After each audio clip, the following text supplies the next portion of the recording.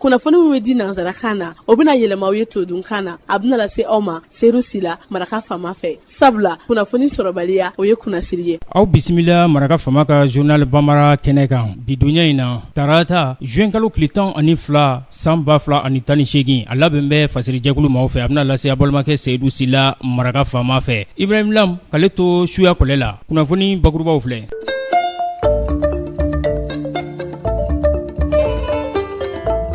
A tun gɛlɛyara kosɛbɛ keɲɛbakaw fɛ yen ka sababu kɛ funu kɛra maa dɔw fɛ n'olu ɲamakina ka kɛ jamana ka taamasiyɛn yɔrɔw kan u ye tasuma bila olu bɛɛ lajɛlen na préfecture ani préfet dagayɔrɔ n'a a ka danganw dagayɔrɔ u y'a bɛɛ lajɛlen dagakoloci k'a filenkolonci maa kelen u ni tora a ko la.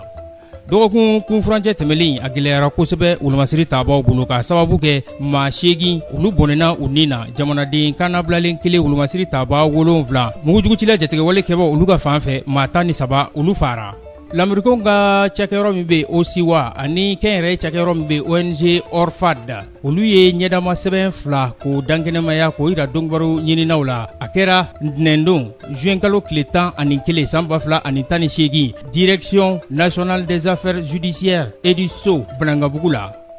maa minnu bɛ yen lujura kɛra olu taalan ye ni diplôme bɛ olu bolo u funun bɛ kosɛbɛ u y'u ka funun dankɛnɛmaya sɔgɔmada in na bi taratadonya in na juin kalo tile 12 u taara u ka dusumakasaya ka dankɛnɛmaya minisiriso da la n'o ɲɛsin bɛ baarako lahalayaw ma n'o ye fonction publique ye kuluba taa sira la u ko layidu min taara u ye ko maa 70 bɛ ta u ka jamakulu cɛla k'olu don forobaca kɔnɔna na ko layidu in a ka bato n'o tɛ sigi tetew u b'o waleya u tɛ b'u nɔ la tile 3 minisiriso in da la dɔnkibaru la kumabaw olu ye nin ye minnu bɛna walawala aw ye sisan danina.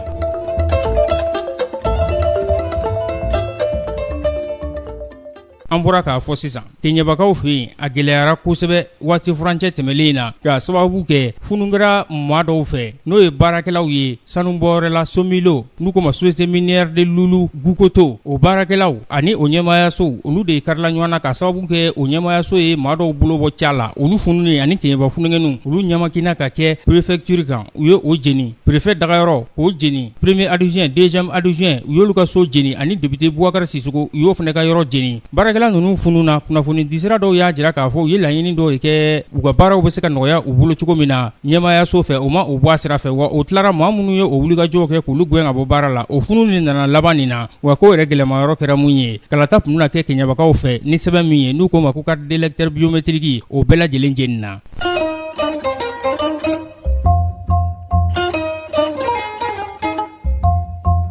dɔgɔkun kunfurancɛ tɛmɛlen a gɛlɛyara kosɛbɛ k'a sababu kɛ mugujugutila jatigɛwale kɛbɔ u y'an ka wolomasiri taabaw u y'u nɔbɔ maa 8 olu bɔnɛna u ni na jamanaden kannabilalen 1 ani wolomasiri taaba 7 Banyango mugujugutila jatigɛwale kɛba o maa 13 olu bɔnɛna u ni na nin kɛra alamisadon juin kalo tile 7 sɔgɔmanɛgɛ kaɲa 7 waati wagati min na wolomasiri taabaw dara lakɔlidenw kan u bɛ se ka bɔ jugani ka taa koro ka taa u ka ɲɔgɔndanw kɛ n'o ye dɛfu ye mugu purunta de kɛra n'u ye o kɛra sababu ye o ye wolomasiri taaba dɔw u ye olu bɔnɛ u ni na boni kilo 90 Banyango ani Douanzan cɛ Mopti mara la sibirido juin kalo tile 9 nɛgɛ kaɲa 4 waati moto dɔw ani mobili dɔw olu falen mugujugucilaw la u nana u ɲɛsin an ka wolomasiri taabaw dagayɔrɔ dɔ de ma n'an ko ma checkpoint ka mugu dasi kɛ olu la olu fana ka wulikajɔ o kɛra sababu ye u ye mugujugucila jatigɛwale kɛbaa dɔw u y'olu dɔw bɛrɛ la an ka wolomasiri taaba 2 sara o la caman joginna dɛmɛdonɲɔgɔnya mɔgɔw de wulila renfort mɔgɔw k'u bɛna dɛmɛ don olu ma olu fana taara bin embuscade dɔ la n'o ye mugujugucilaw ka fara ɲɔgɔnkan dɔ ye o kɛra da la an ka wolomasiri taaba 1 ni tora o la dɔgɔkun kunfurancɛ in a gɛlɛyara kosɛbɛ watigɛ kɔni simɛ maa minnu na o ye Amadu Kufa ani a jɛɲɔgɔn jugu n'o ye cɛkɔrɔba jugu ye Iyad Agali n'olu bɛ Ansardine o kulu kɔnɔna na wa k'u kɔni wulikajɔ in ye an ka kalata u bɛ se ka tiɲɛ an bolo cogo min na mun ye jamana ɲɛmaayasigi kalata ye n'a ta ko fɔlɔ bila bɛ ka juillet kalo tile 29 nata kɔnɔ.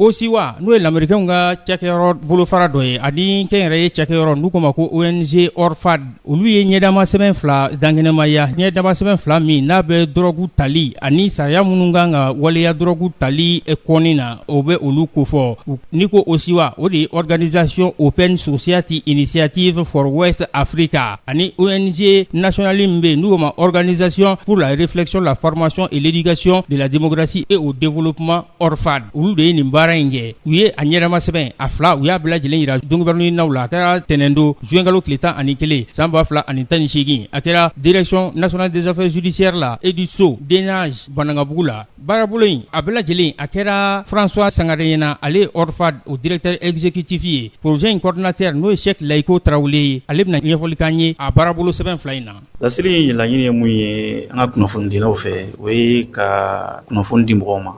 ka mɔgɔw sensibiliser drogue ko kan parce que an ye jateminɛ kɛ k'a fɔ ko an ye étude dɔ kɛ sɛgɛsɛgɛli dɔ kɛ k'a fɔ ko drogue ko a tɛ tɛmɛ dɔrɔn an ka duguw la Afrique de l'Ouest duguw la an bɛ drogue ta an fɛ yan donc o drogue tali a kɔlɔlɔ bɛ se mɔgɔ caman ma surtout an ka denmisɛnninw n'a bɛ se denmisɛnninw ma n'a fɔra ko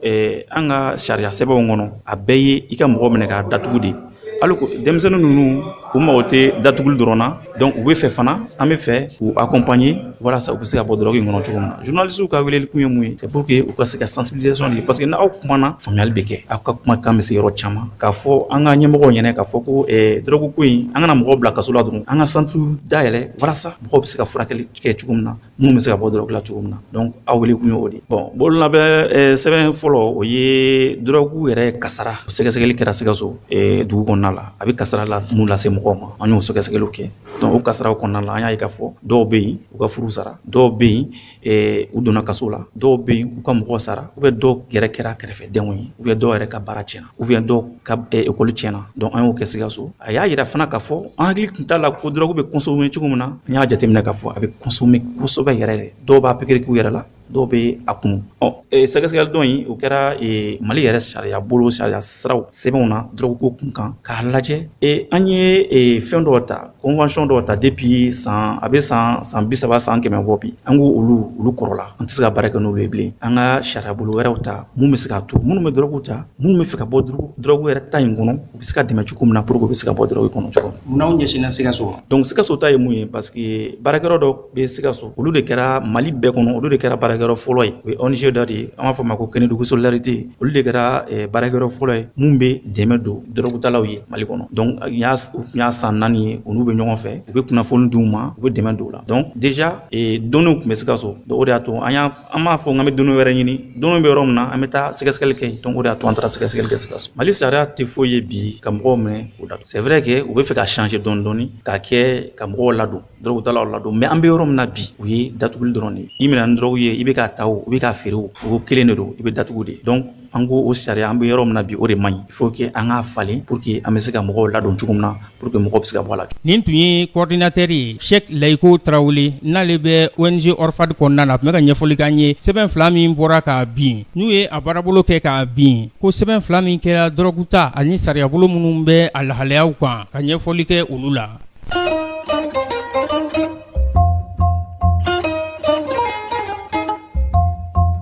maa minnu bɛ yen ni lujura kɛra olu taalan ye ni diplôme bɛ olu bolo u funu bɛ kosɛbɛ u y'u ka funu u y'a dankɛnɛmaya bidonya in na tarata juin kalo tile 12 minisiriso da la n'o ye ministère de la fonction publique ye kuluba taa sira la u ko layidu de taara olu ye k'a fɔ u ka maa 70 diplôme bɛ minnu bolo ni lujura b'u la k'olu bɛna ta foroba baara la sariya kɛrɛnkɛrɛnnen tali senfɛ jamana fangamarabaaw ka layidu kɔfɛ nka u ko o kɛ ani bi cɛ a bɛ waati furancɛ jan bɔ maa 7 de taara a tɔ o layidu ma dafa k'u ka layidu ka dafa n'o tɛ u bɛna sigi tetew kɛ u nɔ la tile 3 bɔɲanko ni minisiriso in da la f'u ka laɲini ka sabati Sidi Mohamed Kulibali ale ye ɲɛfɔli kɛ an k'e ale lamɛn. sɔgɔmada y'an Sidi kɛ kun min na kun 2 ta la an bɛnna kan an b'a dɔn k'a fɔ waati dɔ depuis 97 Ibrahim Boubacar Keita kun ye premier ministre ye waati min na ale jɛnna n'a ye k'a fɔ ko intégration à titre exceptionnel ko ka to ka kɛ lujuratɔw ye walasa ni tɔw bɛɛ ka kɛ kelen ye o décision tun bɛ appliqué la fo ka na se 2011 ma 2011 Kadama nana ka liste dɔ bɔ ko ka mɔgɔ 70 lujuratɔw la k'u don baara la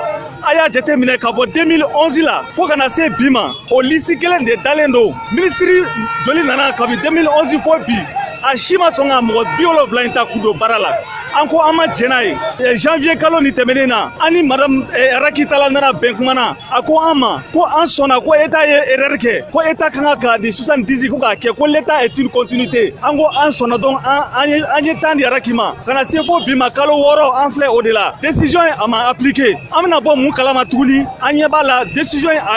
an ka 70 a bɛ ka tripatouiller a bɛ ka don fan bɛɛ fɛ i n'a fɔ anw tɛ maliyɛn anw tɛ malidenw ye sariya de kun y'a ta ministre ka décision talen de don ko ka ka kɛ donc an bi yan nɔ o 70 o de ka kɛ n'o ma kɛ bi an bi yan nɔ fonction publique da la wa an tɛ taa so an bi tile 3 jɔ de la yan bi o de an nakun ye yan an bɛ si ka su tigɛ yan sangew b'an bolo yan an ka teminɛw b'an bolo yan an tɛ taa ni tile 3 tɛ ni nin décision ma bɔ o kɔrɔ u b'a fɔ Mali la ko Mali ye social jamana ye Mali tɛ social jamana ye c'est vrai u b'a fɔ ko sariya votera quota de 5% bɛ yen mais ni nana ni ko dɔ ye k'a sɔrɔ kokolon dɔ bɛ yen il faut que o ka corriger sinon i bɛ ka ɲuman min kɛ a tɛ dɔn i bɛ ka ɲuman min kɛ a tɛ dɔn donc an y'a ɲini Mali autorités fɛ u ye u ka kumakan u k'a bato 70 u k'a bɔ bi 70 n'a a gɛlɛyara an t'a fɔ an tɛ 70 fɛ bilen an b'a fɔ lujuratɔ diplôme bɛ mɔgɔ bolo a bɛɛ ka taa baara la n'i y'a jateminɛ monsieur les journalistes ninnu bɛ kalan kɛ gɛlɛya min kɔnɔna na ka n'a ye k'a fɔ k'u tɛ baara sɔrɔ k'u ka tila ka t'u ɲɛsin garibuya ma anw ma jɛn n'a ye ministre comme an n'a bɛ baara kɛ ɲɔgɔn fɛ depuis o don bɔra la fo bi anw ni ministre ma sigi ka kuma don o don an bɛ na yan nɔ an b'a fɛ an n'i ka kuma ministre an n'i ka kuma parce que diɲɛlatigɛ ko o ko kuma de bɛ a laban an ma se ka ministre ye ka kuma an taara premier ministre ka cabinet na an n'u kumana u ko an ma denmisɛnninw a ye taa a ka nin ko a y'a kɛ i n'a fɔ a ɲɛnabɔlen don ka ban an taara secrétariat général du gouvernement na u ko an ma a ka lettre b'an bolo yan nɔ ko mɔgɔ 70 a fɔra ko k'u ta mais aw ka ko bɛ ka kɛ cogo min na an ma jɛn n'a ye il faut que fɛn dɔ de ka da a ka décision kan ka expliquer ko y'olu ka baara de effectivement u ka baara y'o ye mais madame le ministre dɛsɛlen don ko o de baara kɛ o de ye an dusu kasi ka n'an bila yan fonction publique kelen tɛ développement social bɛ yen développement social a ka baara kɛ nin ko la a ye dossier ninnu bɛɛ compiler ka fara ɲɔgɔn kan ka bila ka na di fonction publique la yan nɔ an y'a ye décision min bɔra décision in intégration à titre exceptionnel a adressé don fonction publique de la ko fonction publique de ka a baara kɛ bɛɛ b'a dɔn k'a fɔ développement social o tɛ mɔgɔ ta mais o ministre o n'a ka gɛlɛya bɛɛ o ye mɔgɔ 12 t'an ka mɔgɔ la k'a sɔrɔ décision in ma adressé ale la donc an bɛ fɛ a k'i ka a ka baara a kan ka min kɛ a ka kɛ mɔgɔ si tɛ Mali tiɲɛnen fɛ mɔgɔ si tɛ kɔgolo fɛ Mali kɔnɔna na n ka kumakan laban ye min ye n b'a fɔ Mali denw mɔgɔ min bɛ Mali kɔ kan bɛɛ k'a dɔn k'a fɔ bi Mali la mɔgɔ 70 dama tali kɛlen don Mali bolo baara ye Côte d'Ivoire bɔra ka mɔgɔ min ta hali sisan hali ɲinɛ dan tɛ a la donc an ka jamana n'an ko k'an ka jamana ye ɲɔgɔn dɛmɛ jamana ye a kana kɛ kuma dɔrɔn ye n ye wele bila lujuratɔ ma a bɛ yɔrɔ o yɔrɔ la a ye wuli ni y'an ka kɛlɛ de ye lujuratɔ somɔgɔw a ye wuli ni y'an ka kɛlɛ de ye a denw kana kalan kɛ ka tila ka kɛ garibu ye an ma jɛn n'a ye. nin tun ye Sidi Mohamed Kulibali ye ale tun bɛ ka kuma maa lujuratɔw diplôme bɛ minnu bolo olu tɔgɔ la u bɛ k'u ka funu ɲɛnɛmaya ko layidu taara u ye yaasa u ka maa 70 olu bɛ se ka taa forobaca la cogo min na sariya kɛrɛnkɛrɛnnen kɔfɛ n'o bɔra jamana fangamarabagaw ka layidu ta kɔfɛ. nin bɛ dan sigi an ka bi laseliw la min labɛnna fasiri jɛkulu maaw fɛ k'a lase a balimakɛ Seyidu Sila maraka fama fɛ Ibrahim Lam k'ale to suya kɔlɛ la ni Ala m'an ka jɔnya jɔ an na sini an na ɲɔgɔn sɔrɔ yan waati kelen radio so kelen ka kunnafoni kuraw k'olu lase aw ma aw ni cɛ ka kulumajɔ la hakɛto bɛ nin kan Salaw Mamadu wa Salim.